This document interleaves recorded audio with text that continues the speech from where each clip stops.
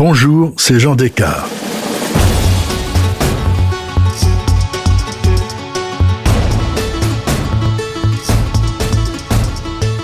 En complément à mon récit sur les Invalides et l'aménagement du tombeau de Napoléon, saviez-vous que 100 ans après ce qu'on appelle le retour des cendres, il y en eut un second ?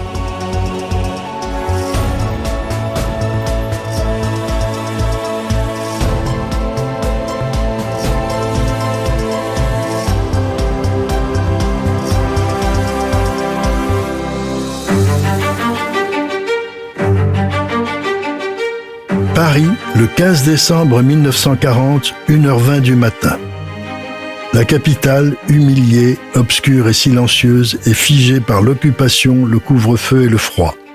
Pourtant, aux Invalides, 200 gardes républicains immobiles forment une double haie et tiennent à la main une torche de résine. Précédé de motocyclistes, un convoi arrive de la gare de l'Est.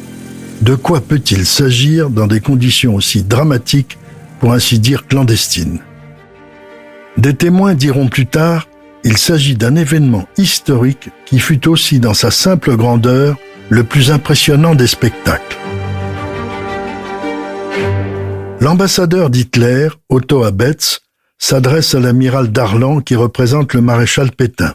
« Je vous remets les cendres du duc de Reichstadt. » L'amiral remercie, salue, on entend les fifres d'un régiment qui défile place Vauban, puis le silence enveloppe les Invalides. Pour amadouer les Français, Hitler a accepté que les restes du fils de Napoléon et de Marie-Louise, celui qu'on avait appelé l'Aiglon, soient transférés de Vienne où il reposait, à Paris. Ainsi, le père et le fils seraient réunis dans le caveau impérial. En réalité, cette idée remonte à 1938. L'ambassadeur Abetz, qui était déjà en poste à Paris, défendait cette proposition. La défaite française l'avait conduit à la défendre devant Hitler, à condition de respecter la date du 15 décembre. Cela ferait 100 ans que Napoléon reposait aux Invalides, le symbole serait fort.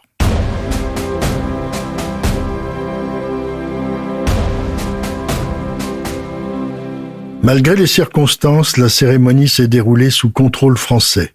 Plusieurs généraux, des membres de la noblesse d'Empire, des journalistes acquis à la collaboration et quelques personnalités comme Sacha Guitry assistent à cette étonnante solennité.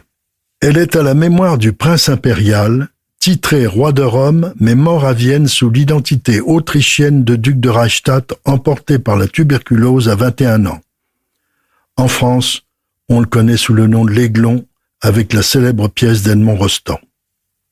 C'est par un train militaire spécial dont un fourgon avait été transformé en chapelle ardente que son cercueil de bronze a quitté Vienne.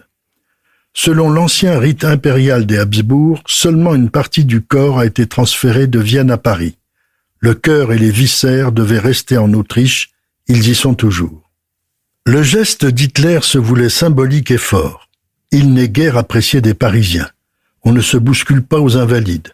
La population ne montre ni reconnaissance ni enthousiasme pour cette cérémonie pompeuse. Même si le seul fils légitime de Napoléon, comme son père, n'avait pas été incinéré, ce second retour des cendres est accueilli par une indifférence voisine du mépris et avec ironie en jouant sur les mots. Dès le lendemain, par allusion au froid, une plaisanterie circule « Nous manquons de charbon et on nous envoie des cendres ».